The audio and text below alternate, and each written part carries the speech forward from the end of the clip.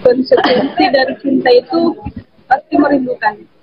Tapi kalau misalkan ya kita sedang membenci, mana ada yang bisa merindukan orang yang membenci.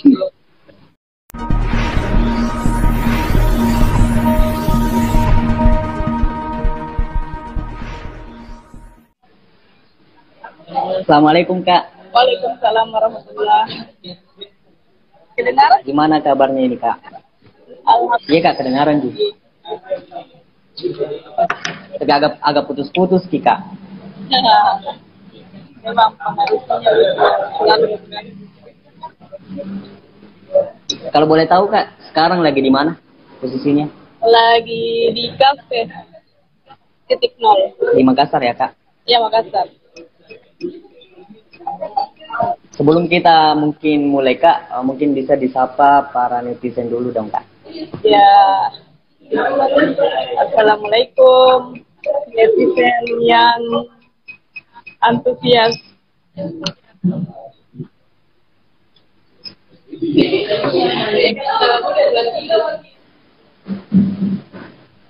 Halo Kak, gimana suaraku jelas jika? Iya ya, jelas sih. Tadi saya screenshot itu mau apa lagi? Anu di WA supaya bisa juga lihat anuku. Oh iya. Saya pasang dulu di WA. Bisa juga anu. Iya Kak, iya.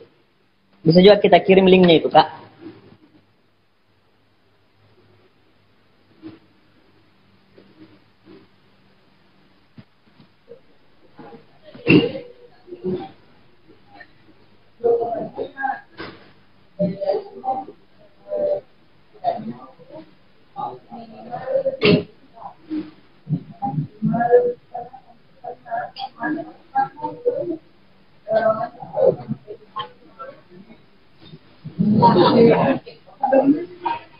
Oke.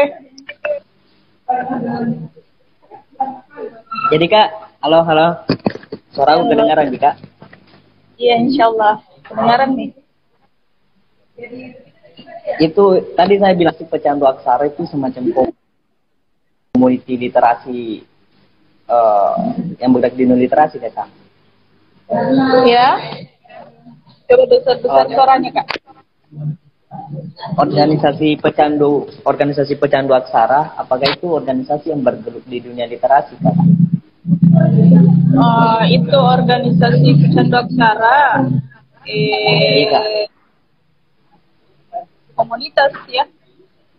Salah satu komunitas literasi di Makassar. Itu bergabung sebagai anggota atau kita yang pandang di situ Kak? Sebagai ruang sosial. Saya sebagai penggagas kemarin, kemudian anggota, dan juga kalau biasa jadi pemateri di sana. Intinya tahun berapa? 2016 kalau tidak salah berdiri. Sudah hampir 5 tahun jadi berdiri komunitas itu. Biasanya kegiatan seperti apa Kak? Kegiatannya itu dia semacam kegiatan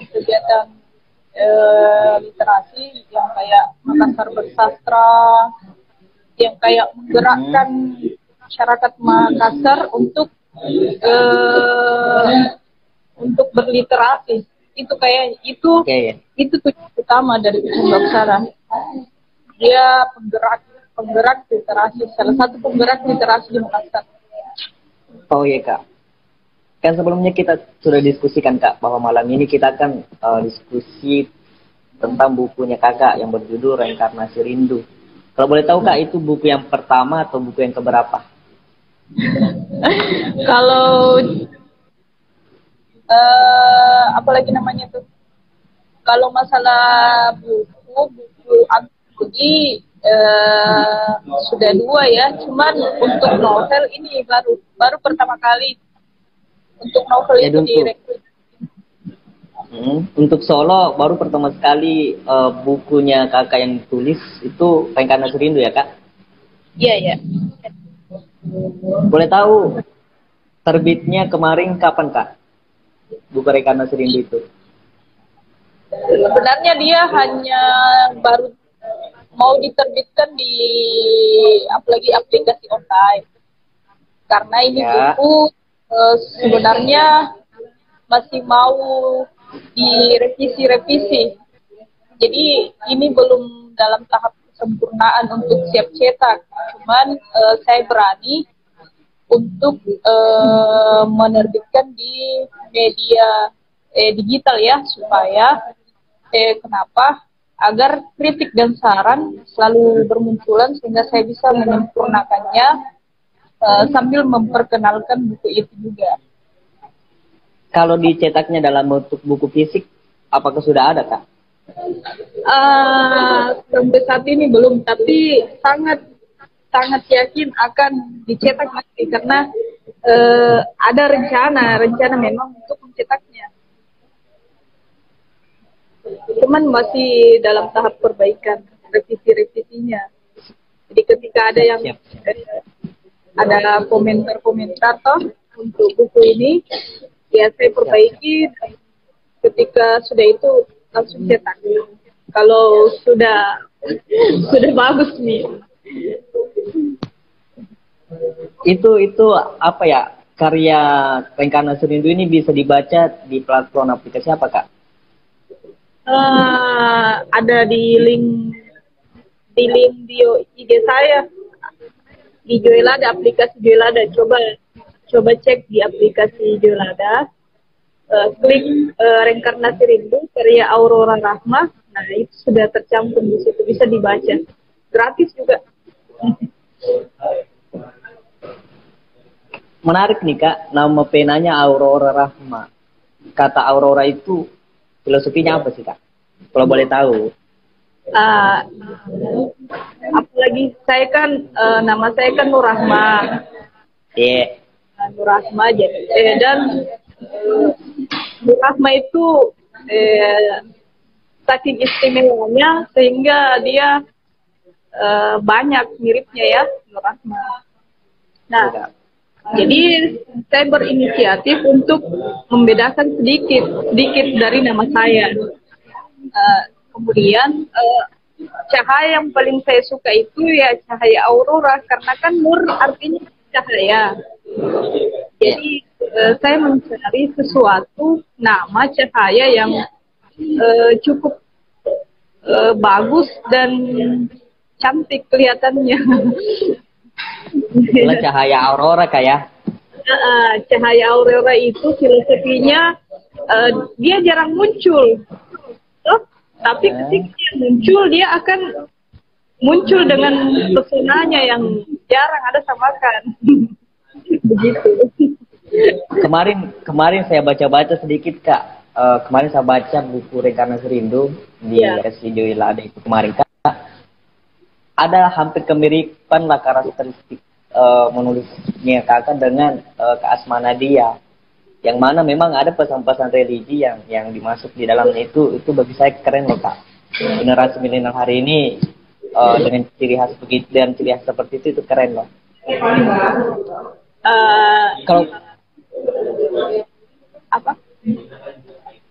Kalau boleh tahu, Kak, penulis novelis yang Kakak idolakan itu siapa, Kak? Andrea Hirata. Andrea Hirata. Kenapa bisa, Kak? Alasannya memilih beliau? Ini kan Andrea Hirata itu saya kenal dari sejak nyantri ya, dia punya sejuta mimpi yang sepertinya mirip dengan mimpi-mimpi saya. Iya, boleh. Saya baca bukunya, wah, ini bagus sekali ya. Dan di situ saya mulai jatuh cinta dengan membaca.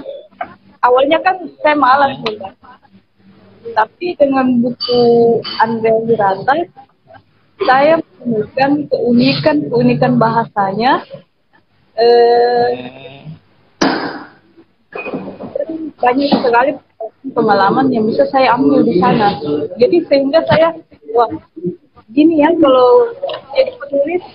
Akhirnya saya rajin membaca Ya, jadi buku mulai dari seri pertama, Lestek Pelangi, Sang Pemimpi, Edentor, semuanya bukunya, hampir semuanya.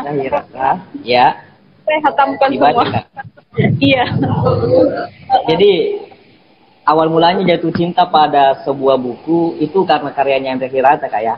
Ya, jatuh cinta. Jadi mungkin benar kata orang kayak kalau cinta pertama itu memang susah untuk bisa move on ke cinta-cinta yang lain gitu. Betul. Kemarin saya itu awalnya sih saya suka buku tasawuf, kan? Ya, sebenarnya dulu awalnya saya suka buku-buku yang tidak fiksi, maksudnya yang nyata, yang ceritanya yang karya sekarang toh, tapi di dunia sofistik. Tapi saya dapat novel dari Andre Hirata. Nah, di situ saya mulai beralih ke fiksi. Jadi dari non fiksi dulu saya menemukan buku tasawuf modern yang itu Adi Al-Qurni yang katakan terus buku-bukunya Imam Al-Ghazali. Nah, ketika saya dapat novelnya Andre Hirata, nah saya mulai jatuh cinta di cerita fiksi. Karya non fiksi itu. Gitu. Jadi awalnya non fiksi, pergi ke fiksi lagi, kemudian mencoba untuk menulis fiksi. Keren Kak, keren. Tapi gak ada niat Kak coba membuat karya novel yang konsepnya itu sofistik gitu. Ya anggaplah kisahnya Laila Majnun, dia kan nilai estetika yang coba dia pesankan adalah nilai sofistiknya. Nah, ini buku kedua saya, yang seri kedua Reinkarnasi Rindu, yaitu Rehabilitasi Cinta. Nah, saya lebih membahas tentang sufi di situ. Saya membahas banyak membahas tentang sufi di situ dan penyakit cinta lainnya. Itu keren loh Kak. Tapi rehabilitas cinta dan reinkarnasi rindu ini apakah dia berhubungan Kak? Artinya misalnya rehabilitas cinta ini adalah edisi lanjutan dari reinkarnasi rindu atau nggak ada kaitannya satu sama lain? Reinkarnasi rindu itu sebenarnya awalnya saya bertujuan untuk mengimajinasikan bahwa gimana ya,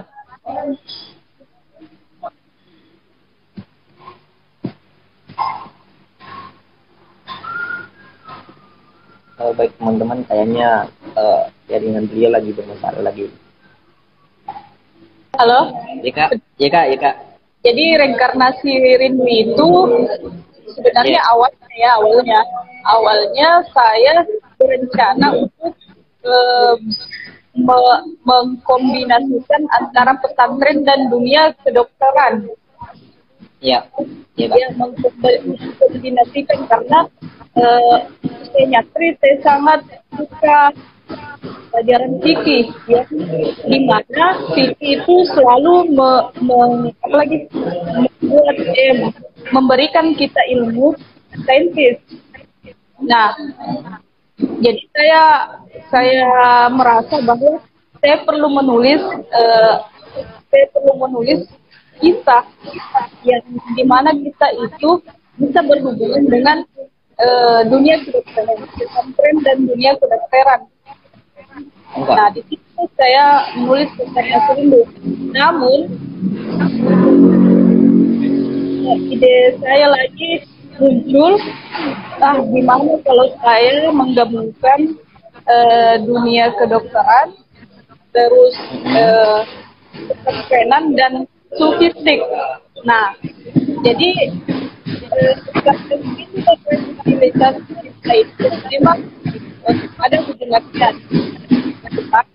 Dia bisa baca saja untuk Reinkarnasi Rindu, bisa langsung dibaca saja Rehabilitasi Cinta. Artinya ada sisi utamanya masing-masing. Tidak terikat dengan. Tapi kak kemarin saya baca-baca novel itu, novel Reinkarnasi Rindu, dia pemeran utamanya kalau nggak salah laki-laki ya kak. Iya, Kita sebut namanya Imam gitu, Imam. iya. Jadi mulai sejak kan di situ di novel yang kakak tulis itu sendiri diceritakan sejak kecil sudah ada benih-benih cinta yang tumbuh berkembang di dunia perkuliahan juga. Sampai pas ke perkuliahan pun ada konflik yang sangat sangat bagus konfliknya. Yang penyelesaian dari konflik itu di sini yang keren. Makanya saya anggap bahwa ini kayaknya karya novel yang kakak tulis Reinkarnasi Rindu ini punya edisi lanjutan gitu. Karena belum temukan ending gitu. Baik Iya. dia happy ending atau apa, dia belum temukan ending kak. Makanya saya coba menerawang apakah rehabilitas cinta ini ada hubungannya dengan Reinkarnasi Rindu. Karena sekilas saya baca kayak rehabilitas cinta, karakter yang masih dipakai masih karakter Imam, masih tokoh-tokoh di Reinkarnasi Rindu gitu kak. Iya, iya. Ya itu apa lagi? Ya, memang berhubungan. Cuman ketika saya bahas rehabilitasi cinta, Daudnya itu sudah tidak ada. Jadi ini edisinya Imam lagi. Edisinya Imam lagi. Yang di Reinkarnasi Rindu itu kak, yang utama itu Daud atau Imam kak? Yang ini, yang masuk pesantren itu? Daud. Daud kayak Daud. Iya, lebih banyak bercerita tentang kehidupan Daud. Daud. Oh iya. Jadi di rehabilitas cinta itu karakter Daud sudah hilang. Yang ada karakter Imam yang ini yang lebih utama lagi.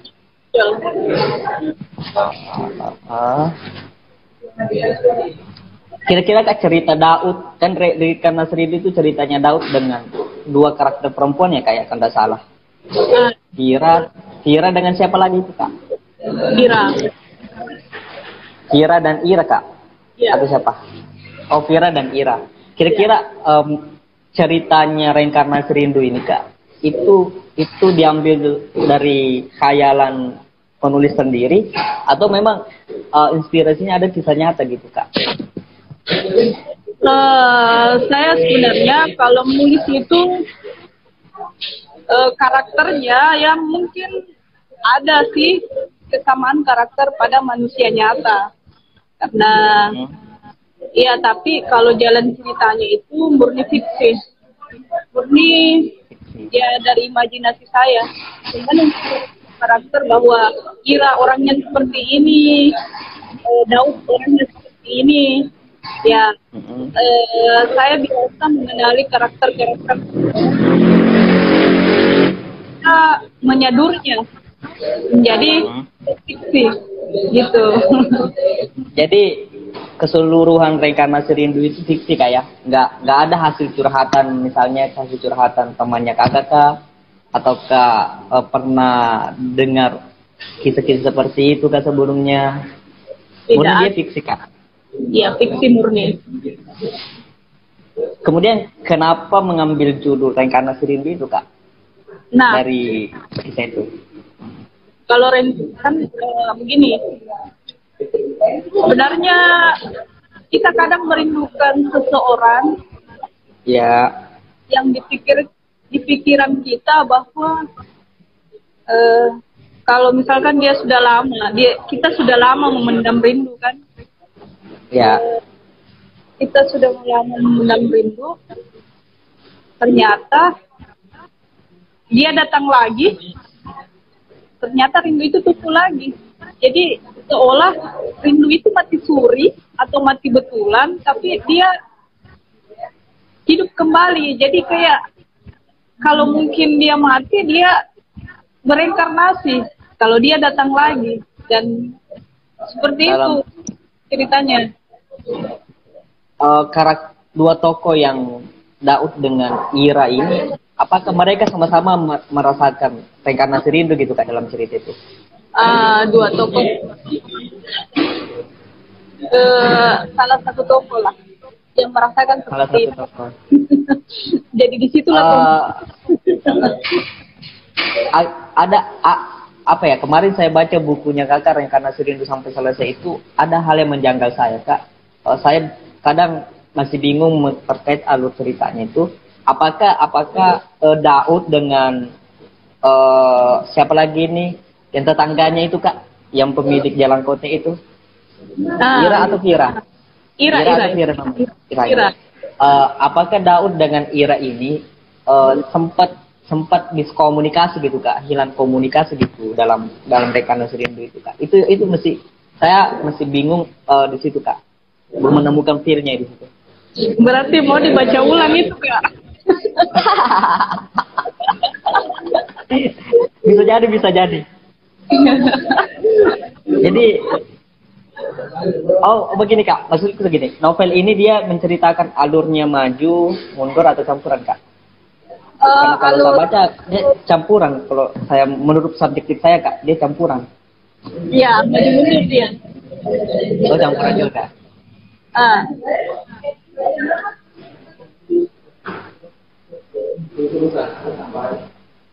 Ada yang menarik ini Kak,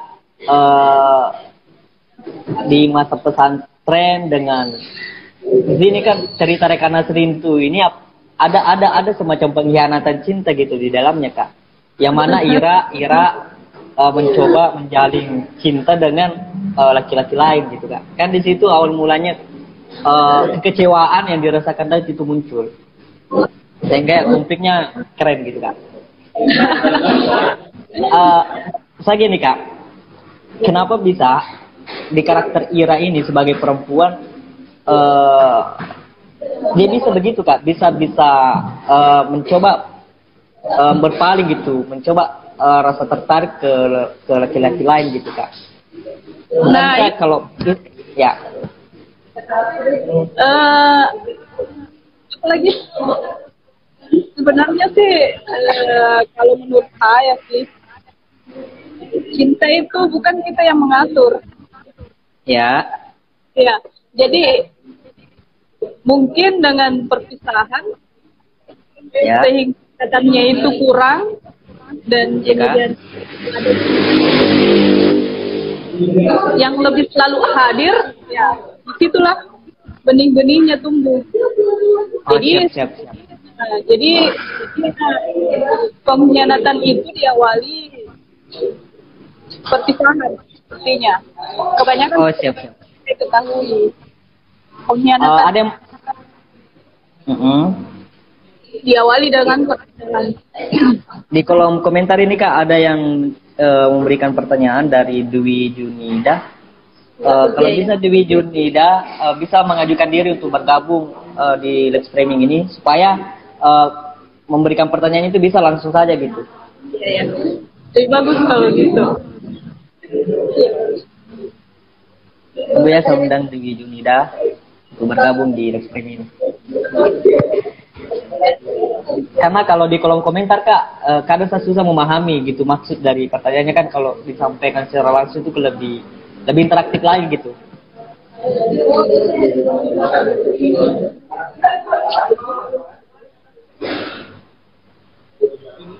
Mungkin sibuk bacakan saja. Aja sih Kak. Apa kabar? Ini pertanyaannya Kak, sebagai penulis non fiksi, minta tipsnya dong, gimana menyukai membaca karya fiksi seperti novel. Apakah memang tergantung fashion atau bisa belajar menyukai membaca novel? Jadi Kak, minta tips bagaimana kita bisa menyukai karya-karya novel gitu Kak. Nah, seperti kan Kakak sebelumnya dari karya ilmiah, dari suka membaca karya-karya ilmiah, kemudian beralih ke karya-karya novel Kak. Beliau minta tips gitu. Nah itu seperti kayak tadi kan sebenarnya saya pembaca non fiksi mulai dari SMP, SMA ya non fiksi, cuman kebetulan ada teman saya yang menyukai fiksi. Pada saat dia ulang tahun, jadi saya hadiahkan ke dia buku, tapi saya kan tahunya dia suka fiksi, jadi saya hadiahkan buku fiksi. Nah, dia baca dan apalagi dia tertarik dengan buku itu, sangat lucu, menyakit kata ya, maksudnya bagus sekali. Jadi dia tawari saya, bilang coba baca juga ini. Nah setelah itu akhirnya saya suka. Ternyata fiksi itu kan banyak anggapan bahwa fiksi itu ya cerita fiktif belaka, tidak ada pengetahuan di dalamnya. Tapi ternyata setelah saya baca bukunya Andrei Hirata, akhirnya saya mendapat ternyata buku Andrei Hirata itu penyajiannya fiktif, tapi sebenarnya dia dalam isinya adalah ilmiah. Jadi kalau saran saya untuk belajar mencintai fiksi, yang sebelumnya suka fiksi, cari jenis-jenis novel yang novel fiksi ilmiah.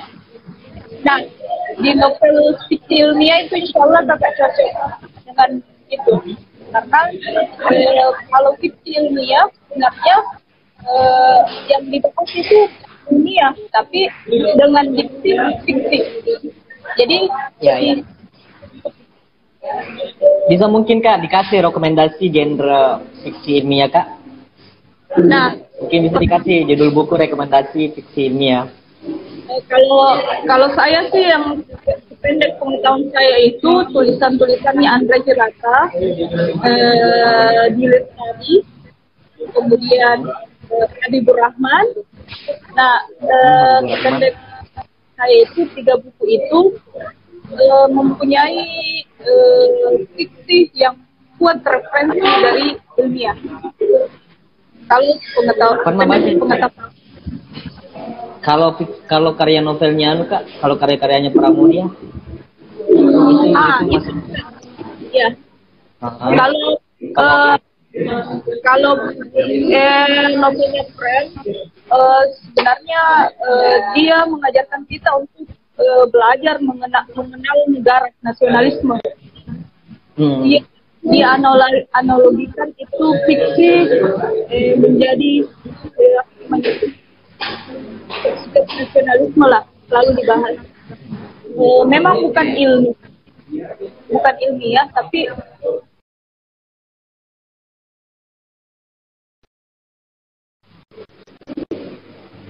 begini secara analoginya. Betul Kak. Dia Kak. Kalau kita membaca, kalau kita berada di peranannya Pram, kita itu seolah-olah memang melihat realitas negara seperti ini dan mencoba jiwa nasionalisme terbangkit dan kita harus punya kontribusi tersendiri gitu. Nalar kritis dia mencoba membuka nalar kritis pembaca gitu. Itu karenanya di situ. Dan dengan gaya dengan bahasanya sendiri ya. Iya, dengan gaya cerita novel gitu, itu keren juga loh Kak. Kembali lagi tadi itu judulnya Reinkarnasi Rindu ya, dengan dengan filosofinya bahwa rindu itu ya tentu terus bereinkarnasi kayak selalu akan tumbuh dan tumbuh dan tumbuh. Nah, reinkarnasi rindu ini apakah tumbuhnya rindu itu Kak dia ke satu objek sendiri saja ataukah berbeda-beda objek bisa? Anggaplah misalnya gini Kak, Daud. Kalau saya simpulkan dari nyata kita beralih ke nyata dulu. Selama ada cinta maka rindu itu selalu ada.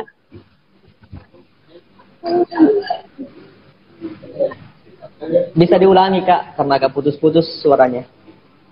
Ya, selama ada cinta, rindu itu selalu ada. Cinta dan rindu ini, dia semacam sepasang kayak. Kalau ada cinta, konsekuensinya rindu itu pasti ada. Konsekuensinya itu ketika kita mencintai pasti merindukan. Itu memang kalau sudah konsekuensi kayak. Iya, konsekuensi dari cinta itu pasti merindukan. Tapi kalau misalkan ya kita sedang membenci, mana ada yang bisa merindukan orang yang membenci? Bukankah cinta dan benci itu Kak tipis-tipis juga sih? Kalau saya pikir dia lawan, bukan. Lawan kayak benci itu adalah lawan dari cinta, Kak. Lawan dari benci itu lawan dari cinta, tapi dia bisa sama sama posisi di hati, selalu diingat. Betul, betul, betul, betul. Betul, karena kadang benci juga jadi cinta, Kak ya. Sebenarnya sih kalau benci jadi cinta itu sebenarnya kan benci, tapi cinta yang tertunda. Benci itu cinta yang tertunda, Kak. Keren, keren, keren. Jadi jangan membenci. Ada membenci. Siap, siap, siap. Oh ya, Kak.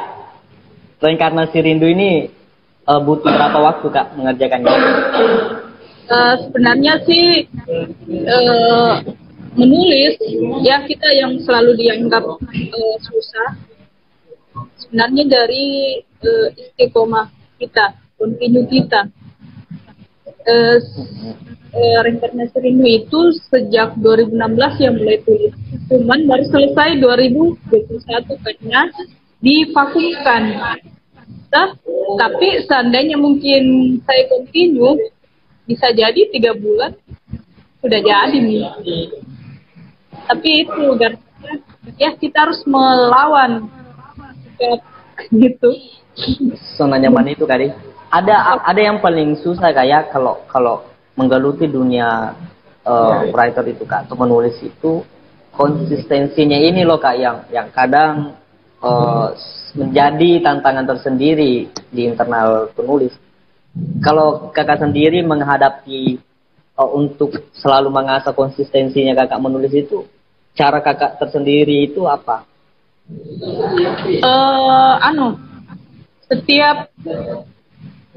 Setiap apa yang kita lakukan, ingat tujuan apa kita, visi misi apa kita untuk menulis. Jadi sebelum menulis kita siapkan apa visi misi saya menulis, sehingga ketika kita redup kita hanya membuka visi misi kita untuk menulis apa sebenarnya. Dan ketika visi misi belum terwujud, maka pasti akan menulis. Ya. Dan kalau jangan putus silaturahmi dengan penulis-penulis lainnya, karena itu sangat mempengaruhi konsistensi kita sebagai penulis. Ya, frekuensi penulis itu juga sangat dipengaruhi lingkungan, Kak ya. Karena kalau tanpa lingkungan yang sefrekuensi itu kadang-kadang semangatnya agak redup, Kak ya. Dan lingkungan itu kalau kita sudah dewasa ya, lingkungan itu kalau kita sudah dewasa, bukan bilang takdir, tapi lingkungan ketika kita sudah dewasa adalah pilihan. Jadi kalau kita penulis, ya memilih lingkungan penulis, gitu. Ya. Nah, dulu kan waktu kecil, waktu kecil kita bukan pilihan. Kalau besar sudah bisa berpikir bahwa lingkungan apa yang cocok untuk saya, sehingga itu juga yang mempengaruhi. Jadi karir penulis ini juga tidak sekedar merta selalu mengalir saja begitu. Harus kita memilih memang, kayak harus kita berprinsip bahwa ya saya ingin memilih, saya ingin menggeluti dunia karir kepenulisan, ya maka mencoba membuat roadmap karir itu, kayak atau membuat lingkungan itu, kayak begitu ya. Iya, betul. Kita harus berusaha juga. Kalau kita tidak usaha, apa sih yang bisa terjadi? Nggak bisa kan? Betul. Kayak statementnya Miriana lah. Saya suka juga sama Miriana, yang mungkin dalam alam bawah sadar saya itu mungkin dari Miriana. Dan beliau keren. Beliau pekerja keras, beliau itu motivator, memang keren. Nah, ini Kak, kalau level penulis pemula kan terkadang masih apa ya, semangat manusia itu masih dipengaruhi oleh mood. Pernah nggak sih kak, kakak berada di posisi dimana mau menulis tapi nggak mood, mau menulis tapi blank, nggak tahu apa mau ditulis gini? Iya, pernah. Sangat hampir setiap saya menulis banyak, setelah itu biasa blank. Jadi wajar-wajar saja kalau penulis misalkan ada saat-saatnya seperti itu. Tapi ketika kita di dalam lingkungan penulis, maka setiap kita tidak terlalu bersemangat. Nah, kalau di lingkungan penulis kan ada yang saling support, saling menyemangati. Artinya ketika di bawah ada yang minimal kontak-kontak di WA kita itu penulis. Jadi rata-rata misalkan kalau kita bosan lihat story-nya penulis lain, dia sudah sampai di sini loh. Sampai itu, jadi semangat juga. Kalau misalnya kak, ada satu daerah di mana daerah itu budaya literasi masih minim, sehingga masih jarang lahir penulis-penulis, baik itu penulis pemula maupun penulis profesional. Nah, caranya kira-kira membentuk lingkungan penulis berada di lingkungan daerah yang masih kurang budaya literasi itu, ada nggak cara tersendiri yang menurut kakak? Kalau saya sih sistemnya teladan. Teladan. Gimana itu kak? Misal saya belum jadi penulis. Ya. Saya jadi penulis dulu, baru memboyong orang. Jadi saya terang dulu bahwa baru saya mempengaruhi orang agar ada yang dia lihat. Dan kalau kan manusia memang nggak bisa dipungkiri bahwa logikanya itu ketika sudah ada bukti ya pasti lebih baru. Tapi kalau misalkan kita berkuar-kuar saja, kemudian kita sendiri yang belum, itu agak masuknya. Jadi seperti itu. Maksud saya gini kak, kita berada di lingkungan yang dimana budaya literasi itu minim, lemah. Artinya orang-orang meneliti dunia menulis itu sangat sedikit, sehingga lingkungan offline, teman diskusi offline ini jaranglah kita temui gitu. Nah, dan orang memilih untuk menggeluti dunia karir menulis. Nah, untuk menjaga mood, menjaga frekuensi semangat menulisnya kan butuh lingkungannya kak. Tapi lingkungan offline tidak mendukung. Nah, ada nggak cara lain ketika lingkungan offline tidak mendukung dan lingkungan frekuensi lingkungan menulis itu masih tetap terjaga gitu? Nah, jadi kembali lagi, ketika kita maksudnya lingkungan itu tidak sesuai dengan kebiasaan kita, iya kak, iya. Berpindahlah ke lingkungan yang sesuai dengan kebiasaan kita. Jadi baik offline atau online, kalau misalkan memang konten yang ya di situ saja bergelut, jangan nih keluar dari situ. Tapi ya sama teman-teman ya tetangga toh. Tapi kalau misalkan untuk kita sudah memilih menjadi penulis, artinya ketika hanya lingkungan di online saja yang ada ya di online saja, nggak masalah. Kita bergelut di situ saja. Kalau boleh tahu kak, sekarang berdomisili di mana? Masih kan kalau saya lihat di datanya kakak ini tinggal di Maros, sekarang berdomisili di mana? Iya. Saya berdomisili di Makassar. Saya kan tinggal di Makassar, tapi saya aslinya Maros. Kenapa ya, saya? Sekarang banyak aktivitas di Makassar kak ya? Ya, beraktivitas di. Nah, ini ada yang keren dari figurnya kakak ini. Ini pengamatan saya kak. Seorang perempuan mencoba berani meninggalkan kota Maros dan mencari lingkungan tersendiri Nah, tidak banyak perempuan Kak mengalami posisi di mana kultur daerah kuat, di mana pembatasan-pembatasan terhadap perempuan itu masih merajalela. Misalnya, kemudian si perempuan punya niat untuk berkarir juga. Nah, ini kan tidak semua perempuan kayak ini, menurut saya tidak semua perempuan seberani Kakak gitu mencoba. Oke lah, Bismillah lah, pindah dari Maros ke Makassar, mencoba berkarir lah di tanah Makassar, menggeluti apa yang saya hari ini mimpi-mimpikan gitu Kak. Nah, ada nggak sih Kak, ada nggak sih tips terkait hal itu Kak, ketika ada posisi perempuan nih, perempuan daerah yang punya mimpi besar, namun lingkungan tidak mendukung gitu? Sebenarnya saya dulu ya termasuk orang yang dipingit. Ya, saya waktu ini nyantri.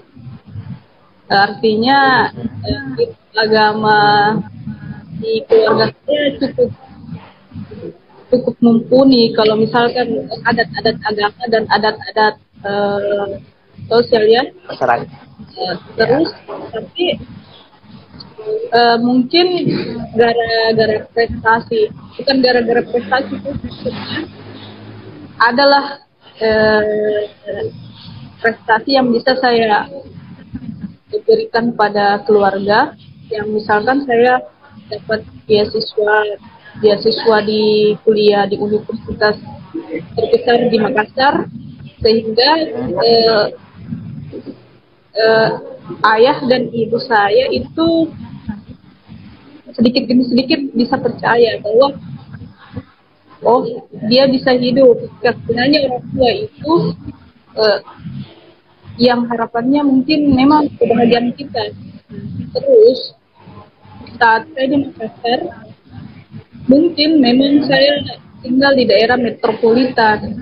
Cuman kalau untuk ke mana-mana, maksudnya nongki-nongki di daerah ini, nongkinya ini dekat pos ya. Jadi saya bisa.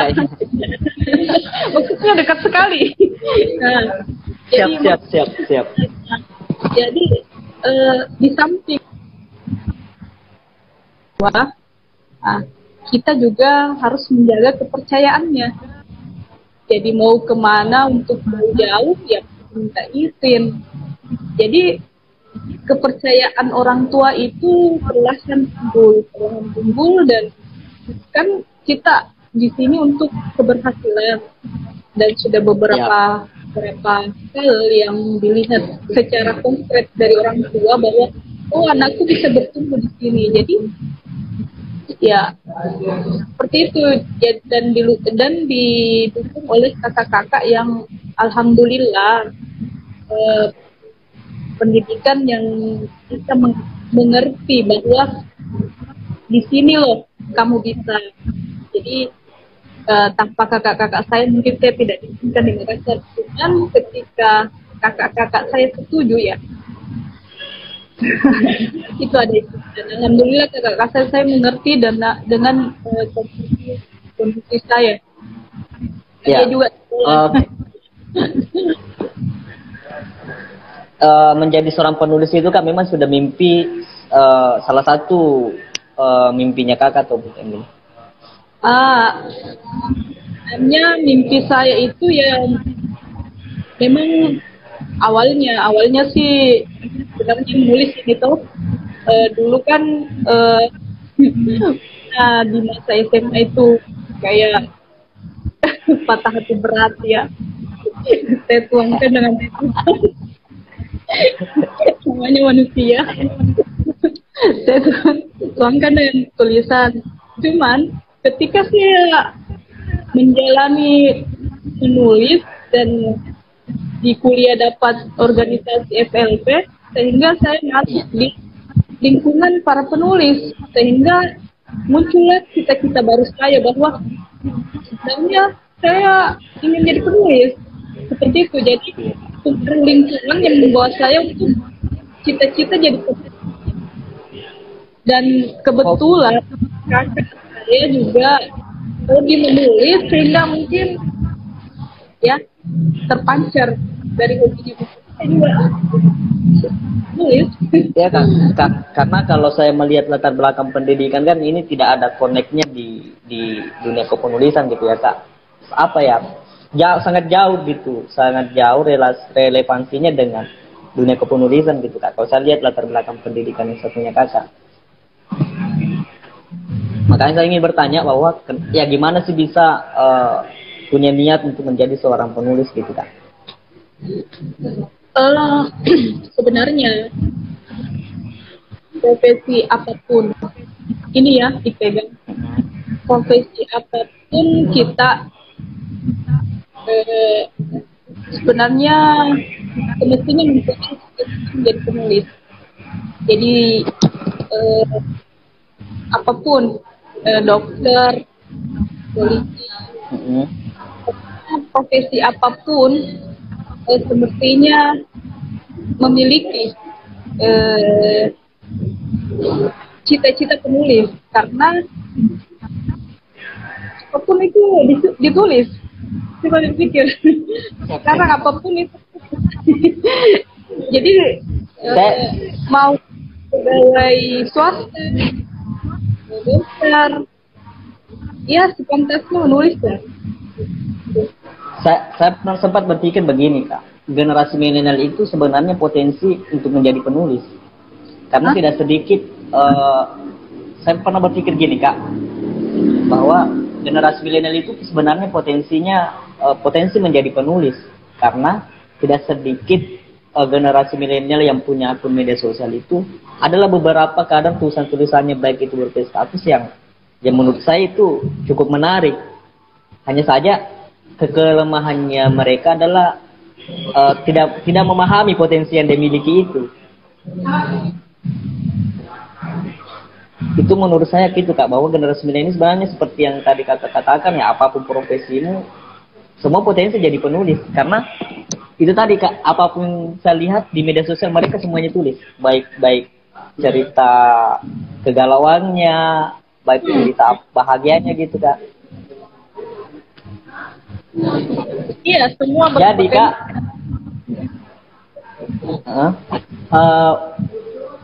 menulis novel itu kak, ini kan pertama sekali kakak menulis novel kak. Iya ya. Menulis Reinkarnasi Rindu ini susah atau gampang kak, atau susah gampang? Jelas ada tantangan. Masak Indomie saja ada tantangannya. Apalagi menulis novel.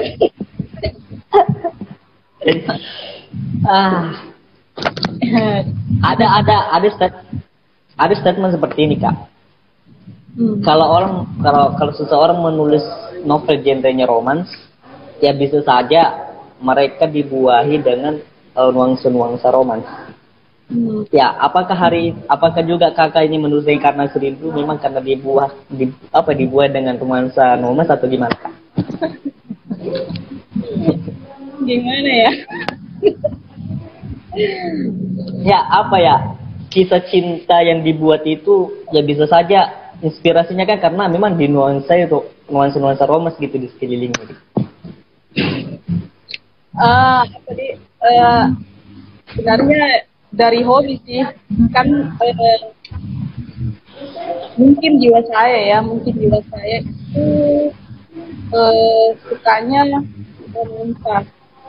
Jadi selera saya itu sukanya percintaan.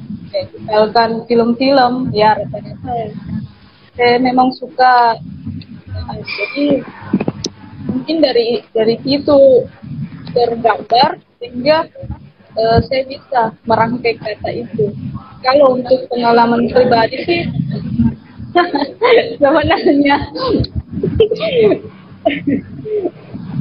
tadi saya tidak pernah seperti novel yang saya buat ya, seperti itu. Maksudnya hubungan yang seperti dalam seperti itu nggak pernah.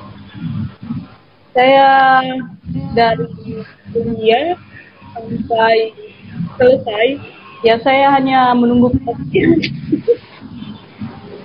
Itu makanya mungkin kayak belum punya karya yang punya ending cerita gitu. Karena masih bingung gitu mencari endingnya, apakah happy ending atau sad ending gitu. Prinsip seorang penulis itu begini. Saya pernah saya pernah Kak. apalagi membaca nasihat dari penulis, saya lupa ya penulis di mana, dia bilang bahwa ketika kau menjadi penulis yang bukan dirimu, kau bisa menjadi orang lain.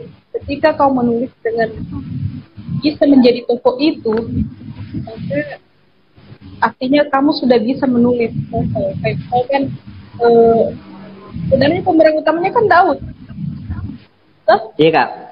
Dia kan bukan jenis kelamin tapi saya di situ. Dan saya pikir bahwa penulis itu bisa jadi orang gila, bisa jadi guru, bisa jadi ilmuwan, bisa jadi sesuai dengan karakter yang diciptakannya. Jadi penulis itu pencipta sebenarnya. Iya. Dan bisa jadi pemeran di sana. Menciptakan karakter orang kayak. Jadi sebelum menciptakan karakter orang juga ya pasti memahami beberapa karakter juga kayak. Ah, betul.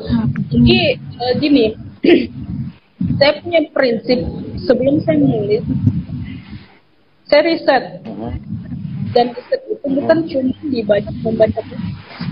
Kalau membaca buku itu, iya memang untuk banyak pemberpendaran kita, tapi risetnya itu di pergaulan dan kita cari memandang luas bumi dan yang di riset ini apa Kak? Apakah karakter manusianya atau bagaimana? Kalau karakter manusia kan tidak perlu riset sebenarnya, karena kalau manusia ke manusia kan klasik ada tuh. Tapi pertanyaannya itu kalau misalkan ini contohnya kalau kita mendapat kisah-kisah orang lain, misalkan kisah orang lain, kita akan berpikir ternyata kisah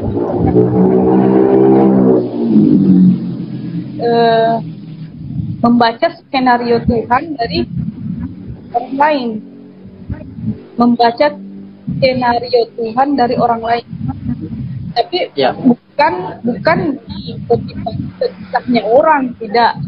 Yang namanya penulis itu mengambil sesuatu, bisa juga mengambil sesuatu kemudian memperbaharuinya dengan karya yang berbeda, sehingga kita memang asli menjadi pencipta. Jadi bukan kisah seperti orang, jadi kita ambil kisahnya orang lain, terus kita kombinasikan dengan imajinasi kita, dan itu lebih dapat sepertinya, karena melalui dari skenario Tuhan, kan skenario Tuhan itu pasti ada di kisah-kisahnya orang tuh, skenario Tuhan. Iya. Macam di kisah-kisah manusia, dan kita imajinasikan bantu dengan mungkin kalau dia seperti ini dia akan bahagia seperti itu, kalau mungkin dia seperti ini dia akan. Jadi saya sebenarnya dapat ide dari tulisan itu ya kebanyakan dari itu. Kedua, bagaimana saya membaca kehidupan orang lain. Ketiga, ya saya membaca buku yang saya ingin tulis. Kalau misalkan saya mau menulis kisah romans, ya saya banyak kisah romans. Begitu saja. Jadi untuk mencoba menulis novel itu ya risetnya begitu kayak risetnya itu di pergaulan, baik mencoba mencari tahu cerita orang, baik dapat beberapa banyak cerita. Kalau membangun karakter tokoh Kak itu hasil imajinasi cara mengambil inspirasinya gimana kak? Membangun toko itu tidak luput dari riset juga. Untuk tergantung pergaulan juga kak ya, tergantung bagaimana karakter toko yang ada di lingkungan kita gitu. Bisa jadi, tapi bisa juga riset dari kehidupan dunia apa namanya itu, dunia hiburan. Kayak misalnya gimana ya kalau misalkan contoh ya kalau misalkan seorang festival menjadi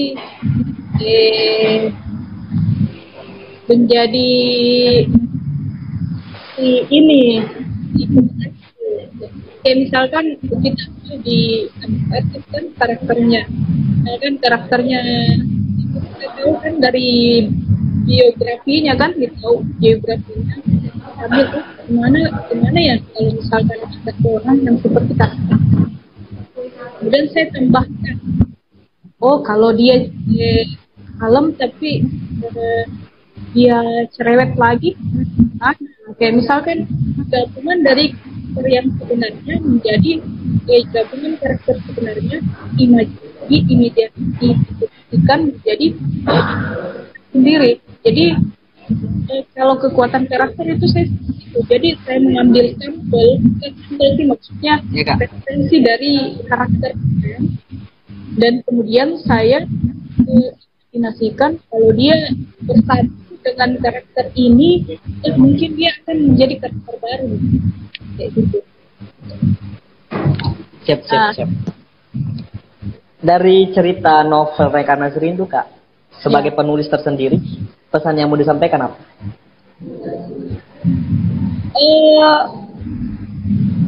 Pesan dalam novel Reinkarnasi Rindu itu kak. Yang pertama bahwa ketika Anda masih cinta, ketika kita masih ada perasaan seperti itu, jangan mencari cinta yang lain seperti itu. Ketika Anda berkomitmen dengan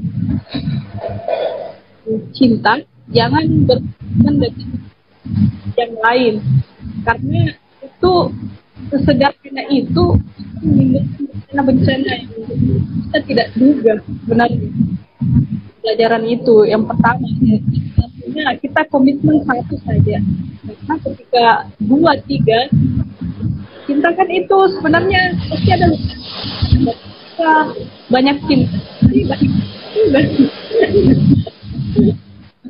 gitu. Ada ini masih ada lagi pertanyaan kak, masih dari orang yang sama yang bertanya sebelumnya, Junida.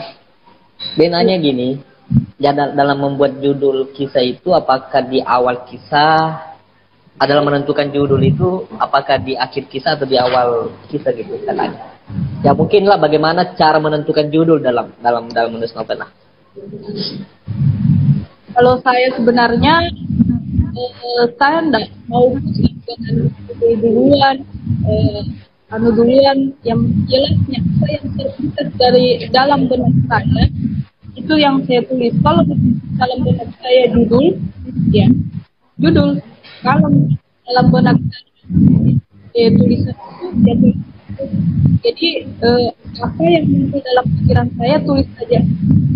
Jangan pernah edit. Ketika Anda memulai menulis, jangan pernah edit. Nanti setelah baru dibaca ulang. Kalau pengalamannya Kak Aurora tersendiri, menentukan judul itu nanti di selesai naskahnya baru menentukan judul, atau judulnya dulu baru memulai naskah? Jadi saya enggak konsisten. Jadi ketika tergantung, kecuali kalau judul besar ya, maksudnya judul novel ya, misalkan rehabilitasi kan, tentukan dulu judulnya, itu yang paling penting. Tapi sebelum saya tentukan judulnya itu sebenarnya sudah ada di kepala bahwa saya akan ini ceritakan itu. Kalau untuk subjudul, judul ya apa yang saya pikirkan itu ya saya tulis. Oh ya, jadi untuk pengalamannya di Reinkarnasi Rindu ini, khusus judul besar Reinkarnasi Rindu itu memang sudah ditentukan dulu Kak ya? Kemudian Ya, menulis sub-subnya. Terkait judul subnya ini, itu pasca naskah selesai Kak ya?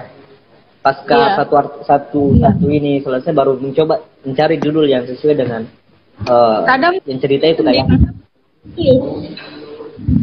Jadi kadang kita sendiri dulu.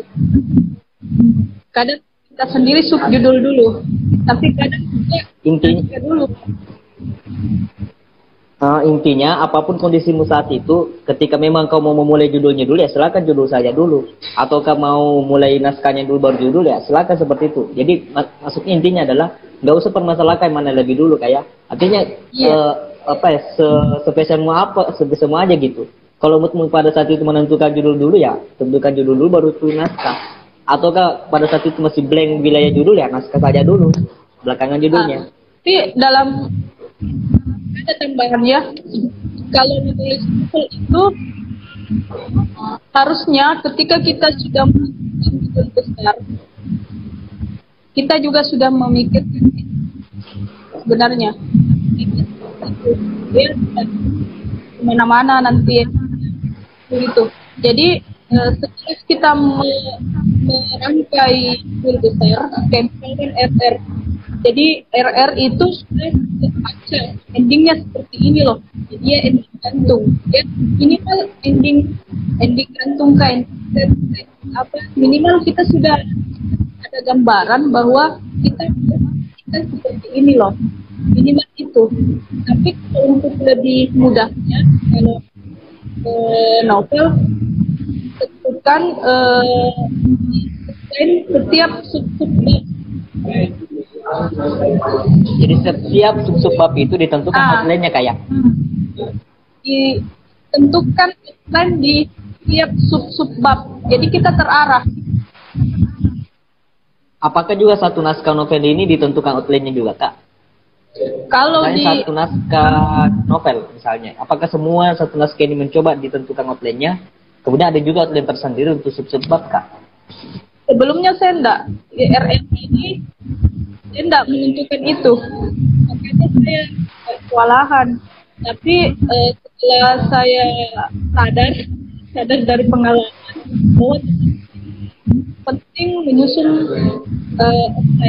outline setiap sub-bab sehingga di RR ini makanya RR ini lebih terarah dibanding rehabilitasi RC ya RC lebih terarah daripada RR. Nah RC ini ya sudah siap outline-nya, bahkan sudah terbayang bahwa ini akan menjadi 100 nomor. Apakah RR ini Kak Rizky Ridho ini Rizky Ridho apakah Reinkarnasi Rindu ini Kak masih ada tambahannya nanti atau bagaimana Kak? Saya ingin merevisi menjadi baik saja dan kalau untuk lebih lanjutnya di RR ada nggak tambahan subjudul nantinya di novel Reinkarnasi Rindu itu Kak? Tidak, saya sudah dan itu sudah ditutup. Dan kalau misalkan masih mau menengok si Daud itu ya lanjut ke FC. Cuman saya tidak saya membahas kehidupan Imam lagi. Gitu. Jadi kisahnya Daud sudah tamat ya kayak. Kisahnya Daud sudah tamat di RR. Ira dan Daud. Jadi sih nanti Daud kembali di RC. Tapi bukan pemeran utama lagi. Oke Kak, terakhir pesan buat netizen sekaligus closing statement di Facebook kita malam ini. Jadi untuk para calon penulis yang hebat, insya Allah, saya yakin yang ikut ini pasti ingin jadi penulis. Kalau misalkan kita berkeinginan, kita harus komitmen. Ketika kita sudah pilih menjadi penulis, ya komitmen dengan apa yang kita pilih.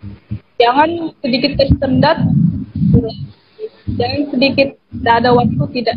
Saya maksudnya ketika kita beralasan bahwa tidak ada waktu, maka semua tidak ada waktu sebenarnya.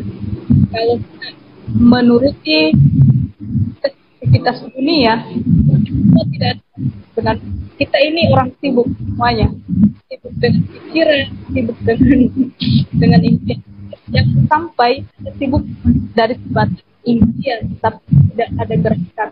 Jadi kalau kita sudah berencana menulis, tolong tulislah agar itu menjadi pegangan untuk ketika rasus menjadi penulis. Oke Kak, terima kasih atas waktunya, atas sharing pengalamannya di Facebook ini. Kami tunggu karya-karya selanjutnya ya Kak ya, Kak, dari Kak Aurora Rahmah yang sifatnya yang edukatif. Ya Kak? Kalau misalkan lagi kalau misalkan mau baca tulisan-tulisan saya, ya download saja di Joylada. Di sana gratis kok dibaca. Untuk mengetahui karya-karya yang kita Kak melalui aplikasi Joylada, apakah ada aplikasi selain Joylada? KBM aplikasi juga ada. Di KBM app ada, Joylada ada, di Wattpad ada Kak? Saya belum masuk di sana. Nanti setelah novel-novel sudah bagus, ya kemana-mana. Ini saya siap. Gunakan jadi saya hanya aplikasi saja dulu. Siap. Terima kasih Kak atas waktunya di kegiatan Facebook ini. Kita kapan-kapan kita lagi gelar diskusi seperti ini dengan tema yang berbeda tentunya. Oke Kak, terima kasih atas waktunya.